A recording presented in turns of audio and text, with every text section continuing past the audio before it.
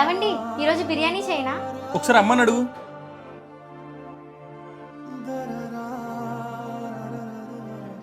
ఏవండి రేపు మనం మూవీకి వెళ్దామా? మూవీకా? ఒకసారి అమ్మని అడుగు.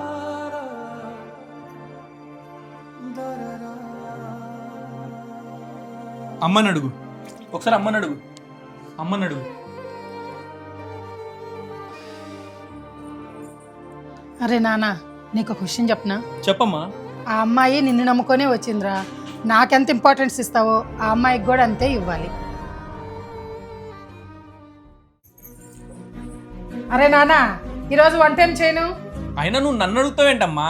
నా బాస్ నా పక్కనే ఉందిగా, నా వైఫ్ని అడుగు.